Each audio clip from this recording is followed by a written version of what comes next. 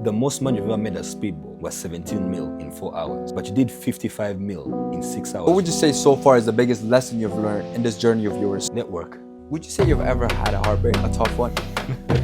Millie, yeah, you're going airport. I'm like, but I'm on ground that day. And you're like, no, you're going airport. And how do you go big? You fly in an artist. It's one thing to work with people, and it's one thing to work with people your age. You know the kind of man that I am. I would agree with you before. Where did it go wrong? But you're like, call these people. We're going to have them come in. We ran one of the biggest nightclubs. What did you do to stand out? First of all, I'm a Christian. That's the main reason.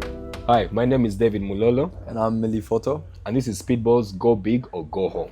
And we do not like going home. 100%. That's why we're outside. All right. So, David, let's give them a small update. Yeah. What are we doing, actually? What's this? This whole thing. This whole thing? Well, we closed Speedball's 2024 marathon with, I told the team, we're going to shut down, right? We're shutting down 2024. And we're not coming back until we do something bigger than we did last time. So it's either we go big or we go home.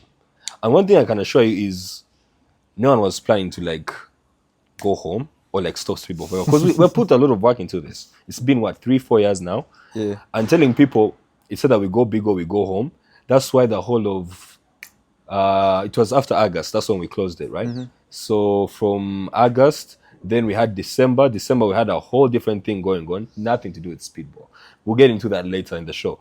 And then we had January and February. I think it's end of Feb when we dropped the denim campaign. What Mill is wearing right now. By the way, this is 1 of 5 ever made. This is custom. Nobody else in the world got it. Only 5 pieces to ever exist, ever made. Made specifically for H&Z. H&Z X Speedball. X Speedball. Do you know how hard it is to get a Speedball custom-made jacket? Yeah, you got to be really close. And There's only 2 people. There's only 2 entities, H&Z and Lil Stunner, Shilaga Shumba, that own a custom jacket. Even I don't own anything custom. That's crazy. And for some reason, I'm one of the main owners of this company. He's just a bit generous. What can we say? Yeah. He's just a bit generous. So let's get into how me and you met. Yeah. Let's give them a little background. Now, see, you have me there. Honestly speaking, I do not remember how me and you actually became friends. Because I can assure you, I remember seeing your YouTube videos, right? Because a lot of people were reposting them. And it looked really funny, so I went and checked it out. So watching the YouTube videos was really cool. And I was like, oh, these guys actually in Uganda, they're making funny content, right? And then I would leave a few comments here and there. And then I think it was summer 2023. 2024. Right? Yeah, it's summer 2024. Where I would go out and I would see, I'm like, I'd give you a head nod. Then you'd give me one. Because you knew who I was, I knew who you were. Yeah. And then the next thing, I'm like, oh, I know this guy. Give you a dub up. Same thing next time. And then the next thing, I'm like, oh, what are you doing? You're like, oh, I'm chilling there. You want to come through? That's how I remember it going down. It just started like that. It was one of those, and we always had mutual respect for each other. Yeah. Because we both had motion going on. And it started off with a little, now if you guys know the difference between when a guy said and when a guy goes, there's a difference. Yeah. So we started where we checked each other out like, you good? Yeah, I'm good. I see you. I'm watching you. And then after that, it went on from, hey, how are you, to, hey, what you doing? Like you said. Like I'm doing ABCD, come pull up, and you're like, oh yeah. And you know, there's one thing I tell people, yeah? You can tell a lot from a man's aura. Like you can see someone and you feel you can trust them, or they're like honorable. And also, they will personally move. You move in an honorable way, I could say. And, the fact that we started off like that, and to the point that we're in right now, it's all by God's grace. 100%. It's all God's mission. Because you don't plan this. Never planned. Everything me and him has done was never planned. It was all like, oh, hey, we're doing this. Come through. Oh, hey, I'm doing this. Pull up. There's something we're going to get into later in the show. Millie ran one of the most important operations for the last event we did this year in 2025 for Speedverse. We're gonna get into that later, but I just want you to know how much I trust this guy. Zero, I didn't know he could do it. I just told him, hey Millie, I need you for XYZ. And I was like, alright, what else do you need? He's like, he also had the H&Z guys, right? So he put them on, was like, okay, I have so and so on. I'm like, alright, have them come through, we'll run it. It was, this is one of the friendships that I'm really thankful for, because when I see people like you doing cool things, it motivates me to stand up and do more things.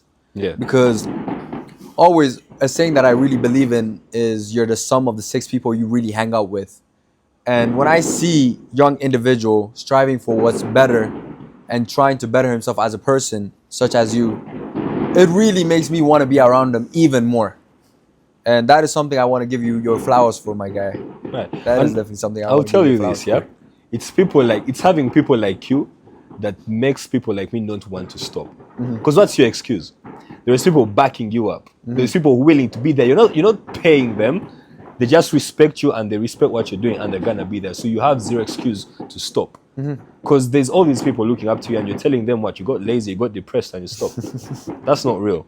You have a lot of people that are standing with you, so you have to go forward no matter what happens. You gotta go big. Of course. And you can't go home. You can't go home. Y'all gotta remember that. Don't go home. Never go home. Have we ever went home though. for? Sorry? Have we ever went home? Have we ever gone home? Yeah. Like, if there was a choice between go big and go home, have we ever gone home? No, we've never gone home. Always go big. 100%. 100%. Never go Let's home. believe in that. Going home is... Okay, well, there is a question I've always wanted to ask you. I feel like this is the perfect opportunity to ask you. You've come a very long way. What would you say so far is the biggest lesson you've learned in this journey of yours? I'm a Christian. Definitely.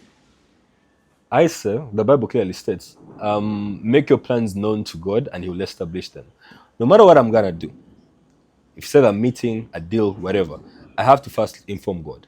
Because, if He tells you that He has given you the Holy Spirit who's the helper, He's the helper. So you have to inquire from Him. Do you think this is worth doing? So the biggest lesson is always involve God in whatever you're doing. No matter how small it is, no matter how big it is, always involve Him and He'll give you permission and He will direct your path. Amen. That is something I am a witness to, because since I know David, it's like every single event he has thrown has been so successful, and you could just see God is really behind it. And that is something I'm a very big witness to. And that's something I'll always be a witness to. But now, in your journey with God, let's get into the faith side. With everything that you got going on, how would you want to influence the youth when it comes to as a believer? So now, I'll tell you this. You remember that thing we would talk about, the whole December run that we did from, I think, it went for 8 months, since December till this month, this year, August, yeah? As a Christian, I was in the wrong place, I can guarantee that much. I was in the wrong place doing the wrong thing. And I did excel.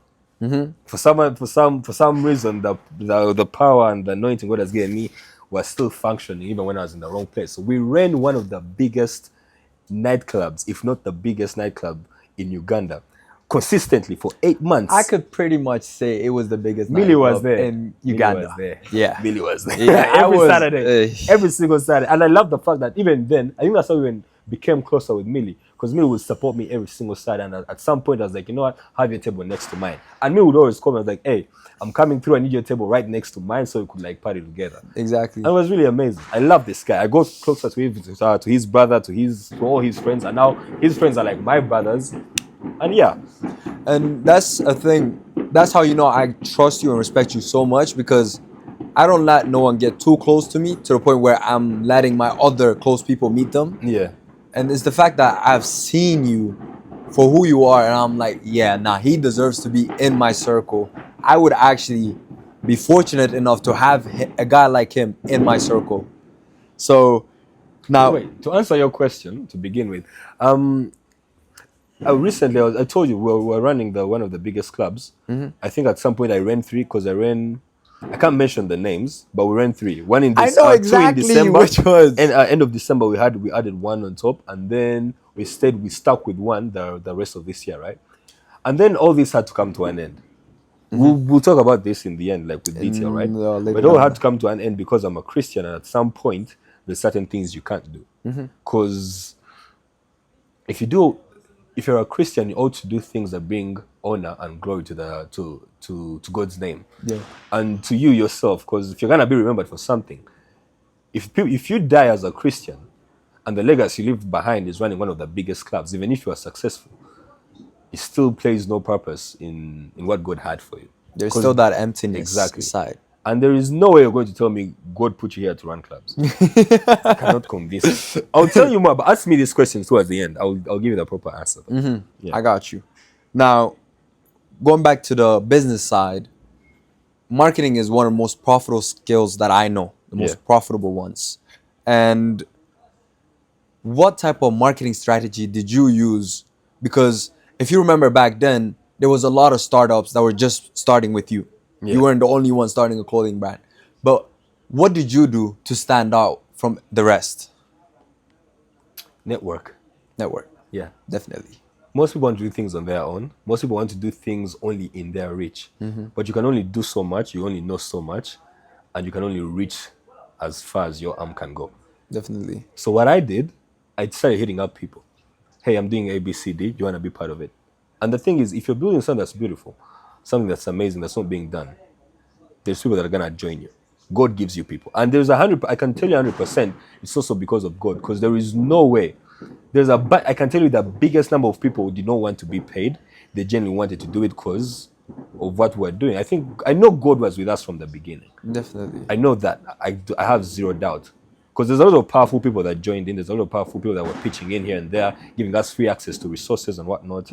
So my marketing strategy was involve as many people as you can. Let more people be involved in building this. Because if the foundation is big, if the foundation is involving a lot of people, it's strong. It lasts because they're going to pass it down to their little brothers. They're going to pass it down to their friends, to their family, whatever. So that's how we were able to stand out. Because I can tell you then, we had our merch in churches. We had our merch in the events that were happening. We had our merch in schools. I could tell we even did I think our last event in 2024, the Odyssey, had a sports day. I will bleep that out. The school name had sports day or whatever. Yeah, these people ditched their school to come attend a speedball event. This one was for which event was this exactly? It was Odyssey, the white party. The Greek. White. By the way, there was people going shopping for that party. Like personally, people that I know, like, hey, David's thing is on Saturday. We gotta go shopping. We gotta get the clothes in. Since it was an all-white party, everyone had to wear something white. I can tell that's the first time I've genuinely, because there's people that were hitting me up, like, oh my God, now you're putting us in extra budgets. We have to go shopping. It's so hard to find white clothes. And in my head, I'm like, there is a chance these people won't pull up with white. But people legit put the work in and got white clothes and looked amazing. Definitely. The event was successful. Yeah, I was there to witness it. Again. Mila has been there for every event, I believe. Every 100%. Something I want you to get into is I wasn't there for the event of the denim campaign. Yeah, you were busy, no? Emergency. Yeah. I can never be too busy for you, but emergency. I understand. So for the denim campaign, right? For the first time, we gave out private invites to people to come see how Speedball does what we do. And this, I think, it's by far the most expensive shoot that we've ever done because we had to feed the guests. We had to have drinks available, and the whole thing that we built, because we had, I think it was about 40 bed sheets. We had to source 40 bed sheets, sew them together, build a whole truss, so we could build this white canopy and put in a vintage Mercedes, and then get the best models. And my sister got to model, by the way, that day. Yes, my sister. Enough, brother. Yeah, okay. All right. It's because we know each other. Yeah. We have this telepathic communication. Beautiful sister. Yeah. And no wonder why there was a shortage in bed sheets that day in the market. It's because David was using it to build that little white wall. But how did you manage to get... How did you manage... Hold on. I need to ask you, how did you manage to get a vintage Mercedes into, because I know the location and I know those doors. Brother, all these questions you're going to ask, most of them are going to be answered because of the network that I have. Listen, I prefer to go out the house more often because you never know who you're going to meet. Definitely. In my network, I have a brother of mine who runs the main Shell branches in Kampala. So if I ever need to do a shoot, I called him once, I was like, hey man, I need to do a shoot. He's like, when, where, which Shell, whatever, boom. Not him flexing by saying which Shell. Like we have a bunch of them. And then with the vintage car, I called my brother Edgar. I was like, hey man, I'm trying to do A, B, C, D. I have a vintage car, but I know you could find better. He said bet. He made sure I got it at the lowest price. He made sure I had it transported, like everything. He told me, listen, focus on the shoot. I'll make sure it gets there in time. And that's what happened. Yeah, exactly. Shout out to McQueen, by the way. Shout Amazing out to McQueen. guy. Amazing. Great guy. Model. Yeah. Big time. Or a farmer. Or a farmer. Oh, proper one. Yeah. But, okay. Would you say, now from that time period of shooting and editing, how long does it take you? Because I know personally how busy you are throughout your day. So how long does it take? Or do you hire someone to do the editing part? Because the stuff that comes out in Speedball. There's only one time in the entire time of Speedball that I've ever let anyone shoot for me or edit for me. And it was the recent drop, the random shit, the merch that I'm wearing right now. But for that specific campaign, denim campaign, everything usually takes a week. I have a week to creatively analyze the content, edit it, and know how to roll it out. With the video, I had entrusted someone else to do it, but they failed me, so I had to do that video in 2 hours. Apparently, people say it was sick. The one for the denim campaign, right? Yeah. So I genuinely love the video. And there is no way I look at that video. I'm like, I can't believe I pulled this off in 2 hours. Video is amazing, but usually everything will take within a gap of a week.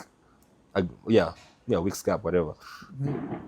Edit everything, drop it on like a Friday or a Saturday. So usually, a week is good to run everything. You know, that's a very good skill to have in business. I feel like you adjusted to the situation because he failed you. You just didn't roll with it. You're like, okay, what can we do? It wasn't complaining. And that's one thing I've noticed about David. He avoids complaining, instead looks for solutions. And that is something a lot of people should learn to do earlier on in business because it takes you so much further. Yeah. Now, you've mentioned networking multiple times now. Yeah.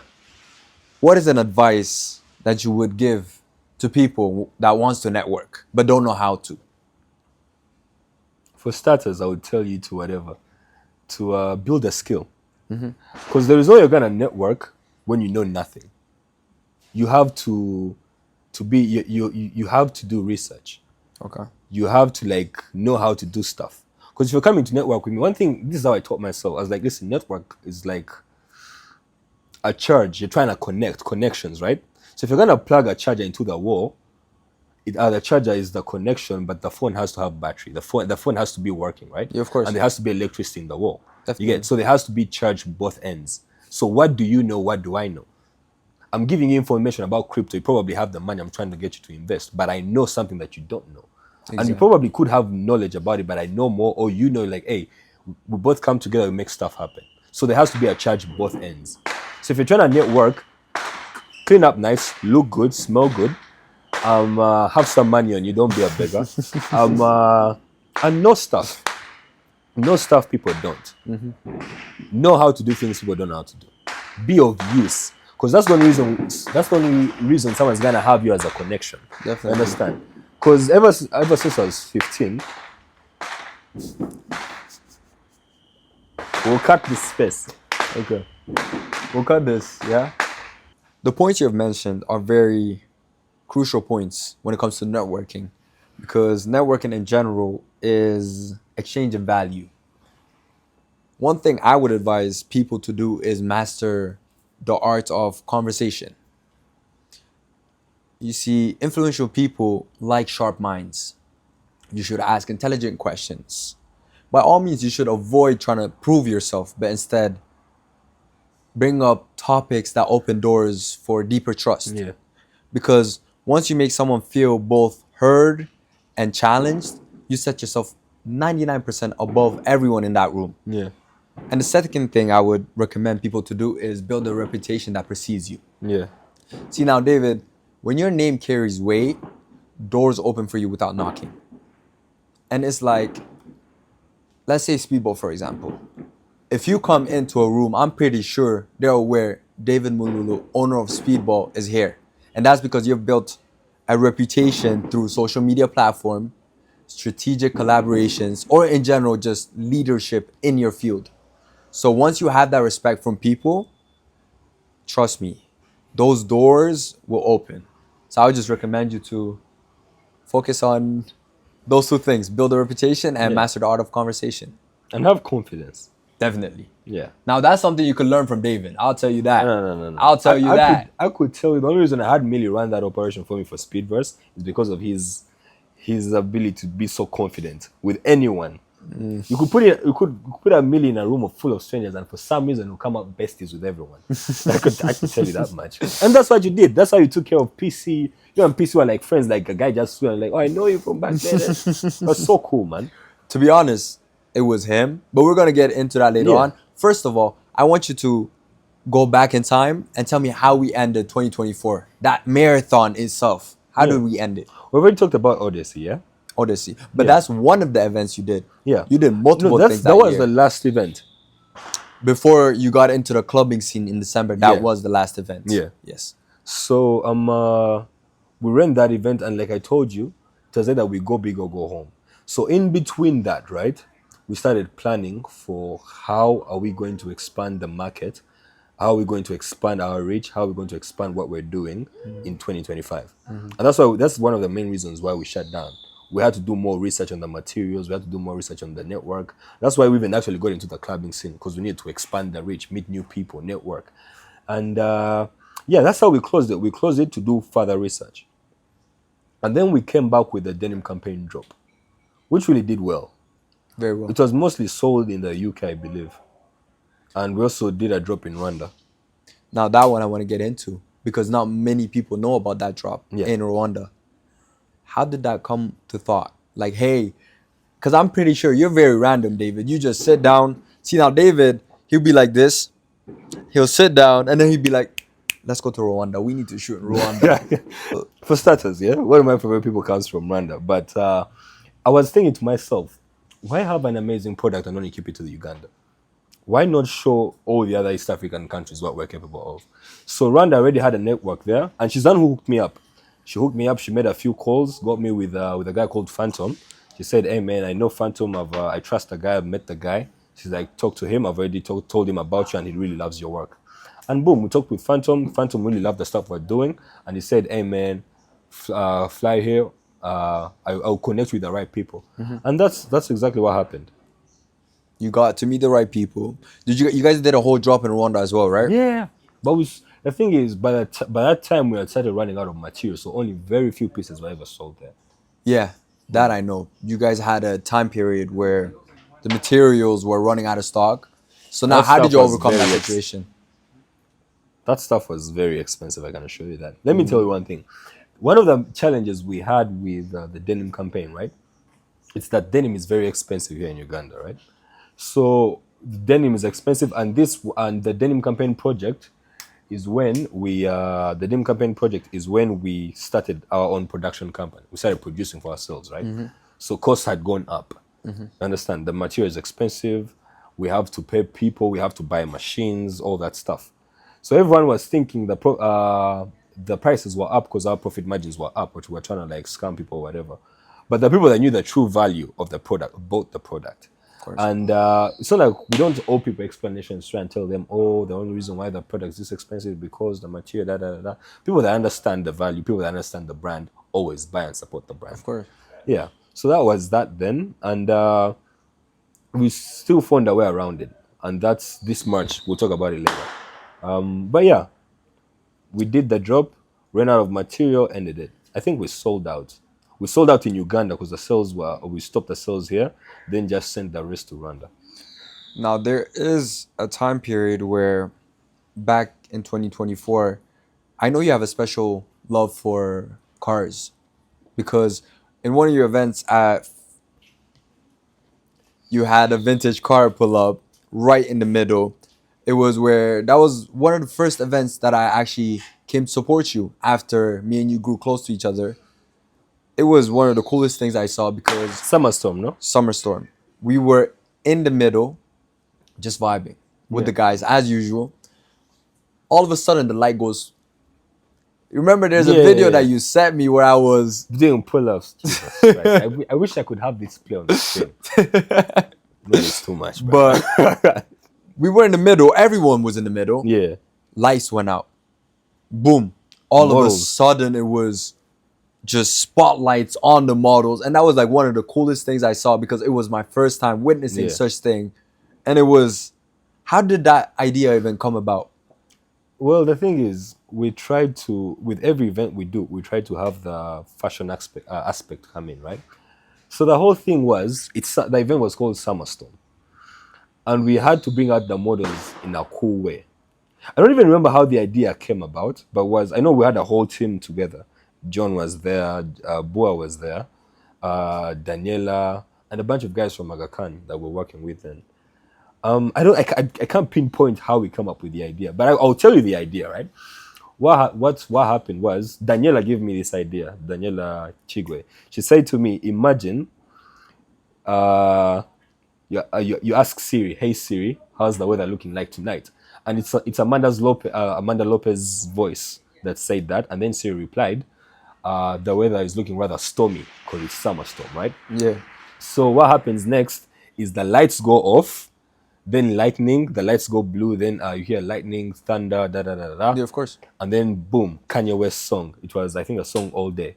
It goes like dun, Dun, yeah, I remember that. dun, dun, dun, dun, and there's a bunch of models. And then they were all just frozen.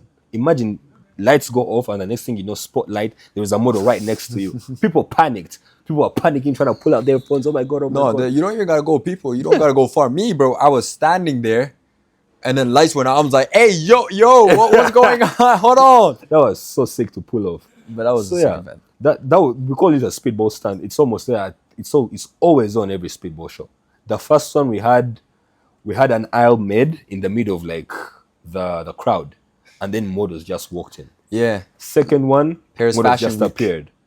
Third one, with PC, stopped the show. I think it was after PC's performance, and then the models just came on with baseball bats, looking really sick in the new merch. It was sick. I loved it. Speedball. And the people always love it because you know they love it when they're panicking to pull out their phones and record the whole thing. Exactly. There's a bunch of. But now, from all the events you've thrown, which one would you say was the most successful one? Because I know the biggest one, but which one was the most successful one? I don't know. I don't know how to term success at this point. Success as in the most money made. Leave money out of it. Gave you the most fulfillment. Like, yeah, I did that. So I would say Summerstorm. Summerstorm, right? I would say Summerstorm because, to be honest, none of them. One thing I can only say I've won if it turns out to be the way I saw it in my head, and the only things that turn out like that are the shoots. But the events, there's always a bunch of stuff you can't control that happen. The behind the scenes. The behind the Oh, scenes. trust me, I got first-hand experience in that. Jesus Christ. I don't know. You want to talk about Speedverse? We're gonna talk about Speedverse. Speedver, where do you want me to start? Jesus Christ. I'll give you how whatever. So it was the most random thing. Yeah. No. We had to go big. Yeah, no. We had to go big. That's always in the head. We had to go big or go home, and we don't like going home. And how do you go big? You fly in an artist. You fly in an artist, a South African artist. They love Amapiano. To be honest, that's just not an artist. He had personality. That was PC, man.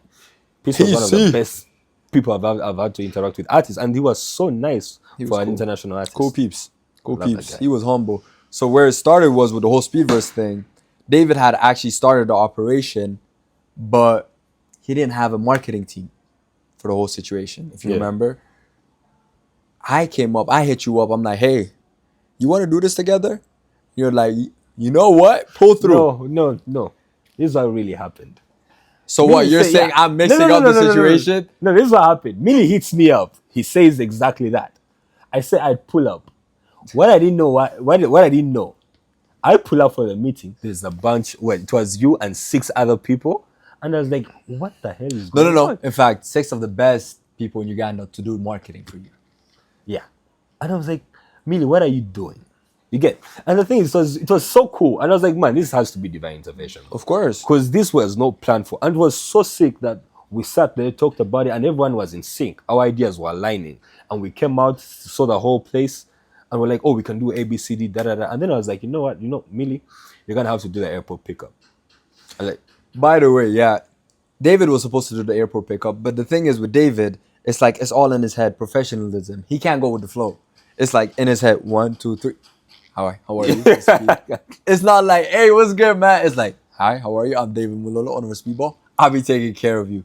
So he told me, you hit me up and you're like, Millie, yeah, you're going airport. I'm like, but I'm on ground that day. And you're like, no, you're going airport. The thing is, I needed another me that's more friendly, because I wouldn't know, man. I wouldn't know how to do things, because me personally, I get straight to the point. Yeah. If it was me being out peace, I'll be like, hey, how you doing? It's me that flew in. Let's go do the show. But I was like, nah, screw that. Let me get one of the most friendliest people that I know to run this for me. And you did a perfect job. Because even the guys that were running it, the M4 Syndicate was running the operations with security, police, and whatnot. They told me, like, man, that guy, Millie, the guy that you put on, the guy is amazing. They're all talking amazing about you. Debbie spoke greatly about you. And you worked with Debbie on this thing, right? Debbie's my sister. She is one of the sweetest souls out here. I'm telling you, I was in the car. Let me tell you a little story. I was in the car when we were going to pick PC up. I had about 100 calls receiving on my phone. 50 of them saying this is going on ground. And the other 50, hey, Millie, when are you coming back to help out this side? So now I'm stressing, just trying to make sure everything is good. Because it's one thing to work with people and it's one thing to work with people your age. Yeah. Because the maturity level ain't the same. And especially if the people know you outside of business, they know you as this like chill, laid back, calm, funny, this. So when it's time to get serious, they think you're the same person. No, it's time to get serious. I'm looking over at Debbie. She outside like, hey, we're going to pick PC up. She just vibing. She's in a good mood. She tapping me on my shoulder. Millie, let's do this song together. We're vibing. We got there. She's like, okay, so now PC's going to come out. You handed me a bucket before we left. Don't say what was in that bucket. No, we're not going to say what was in the bucket, but you handed me a bucket. You're like, Millie, this bucket, make sure this is the gift that PC receives. And he loved it. Of course. He was on game time. He knew what time it was. Coming back now, the thing is, this is the power of networking. Leading up to that date, David put everything in detail. You planned everything in detail. But on the day, there's this always thing in business where something can go wrong on the day. So you just have to adjust. Yeah. And one thing I would like to say is it was because of your networking that the transportation of sorted because it went sideways so quick. I'm looking at it like, wait, where did it go wrong?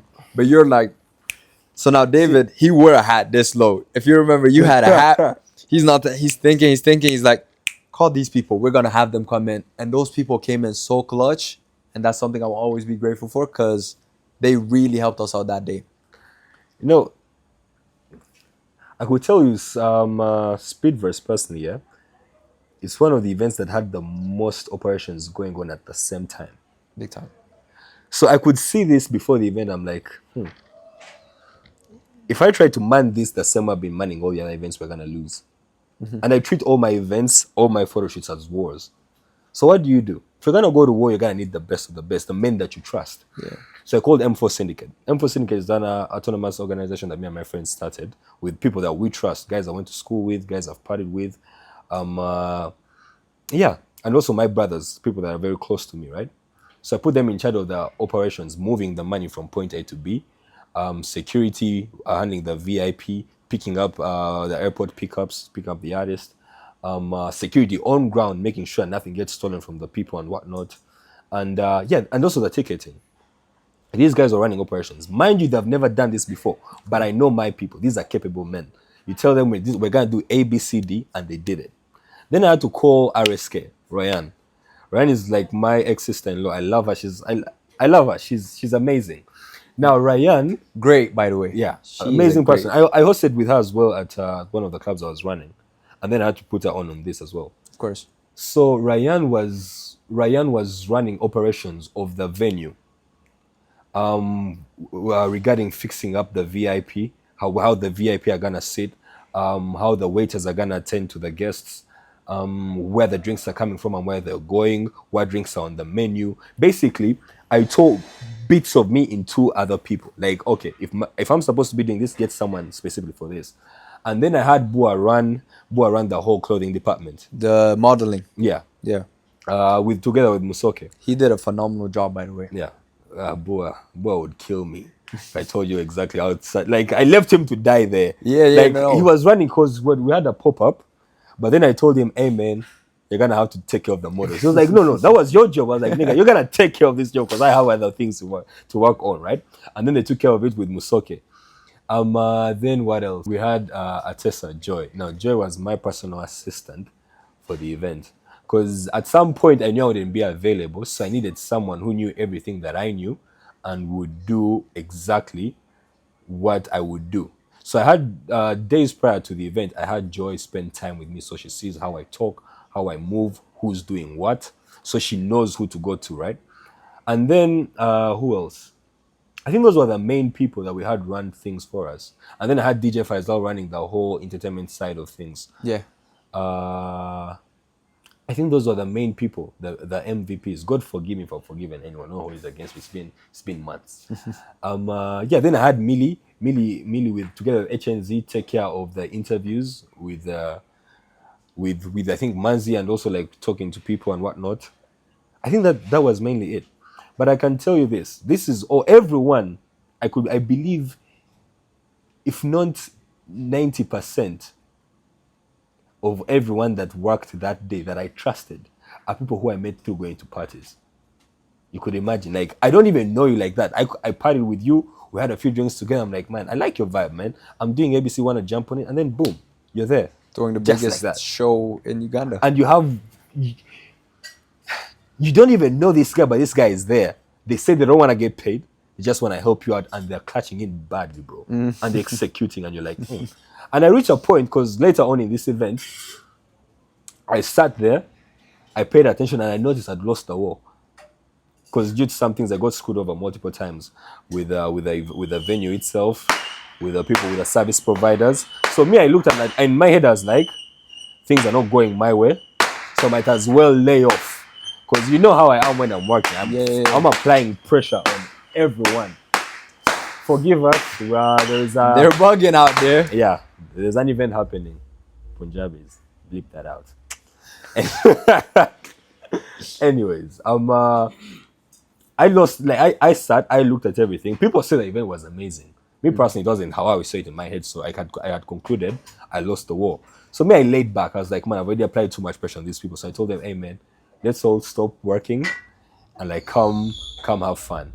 Yeah. RSK told me hell no. No, she was tired. I saw. Yeah. But she said, nope. If you're giving up right now, I can't give up. Joy said, man, if David's out, I have to stay and do exactly what he was supposed to do. Yeah. And then I remember at some point even Joy came to me and had to put me together and be like, hey man, you have to go talk to PC. I'm like, and she was one of the only people I listened to at that time, because I knew this was the other me trying to make sure I'm doing what's supposed to be done.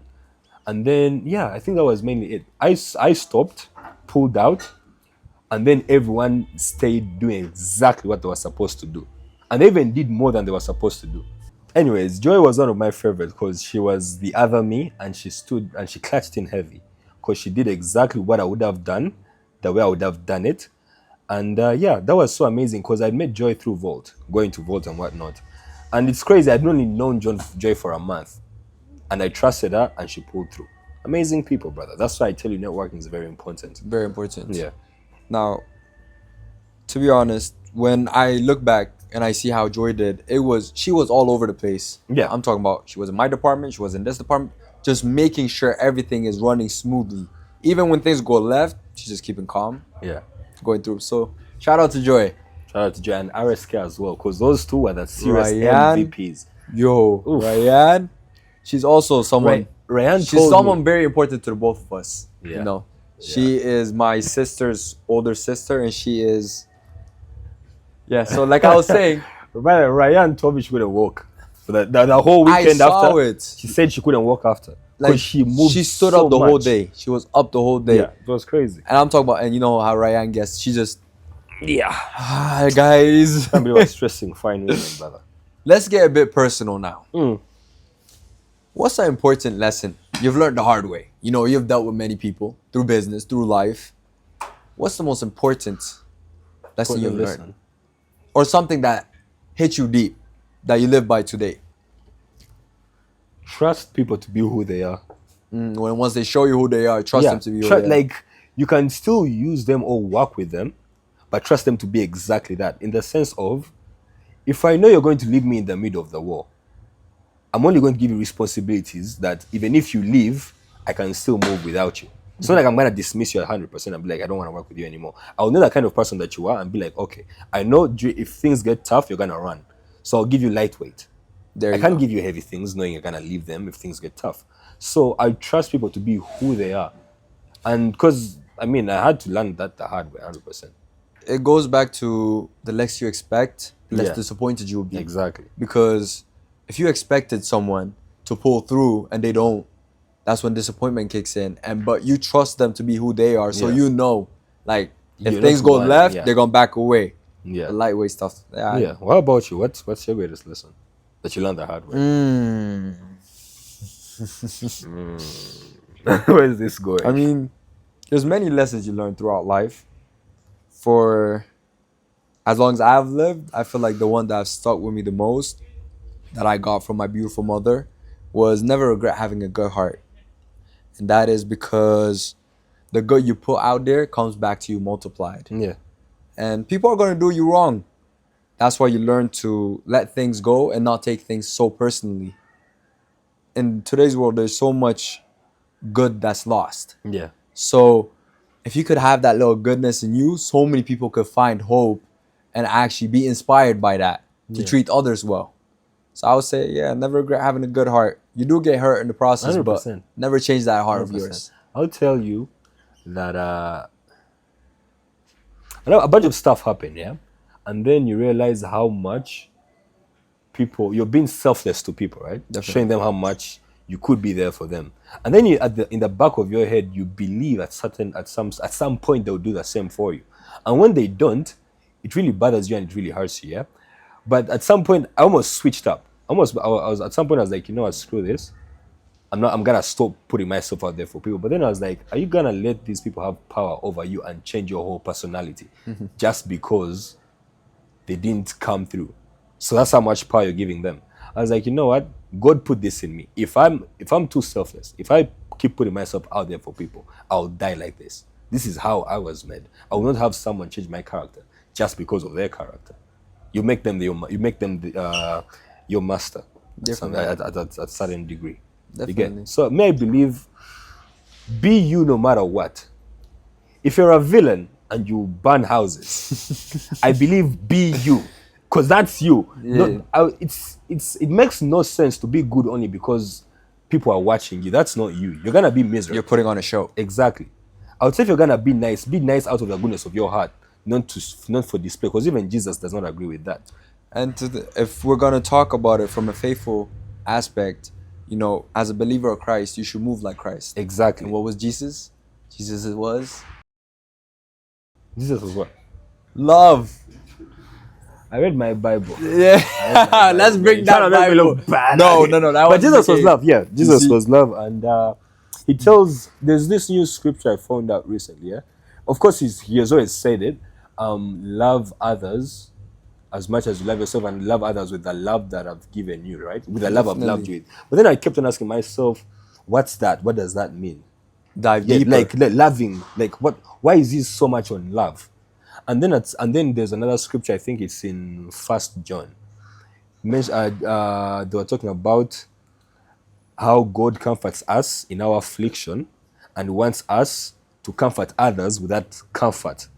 So I came to a conclusion through the Holy Spirit that God's love, God's comfort has to be in transaction. It's not something you put in the bank and store up for yourself. You have to, he said, comfort others with the comfort that you have received from me. So you have to love others with the love that you have received from God, because your love is going to run out, it's going to dry. Definitely. Trust me, people can be annoying. We both know that. People are so annoying.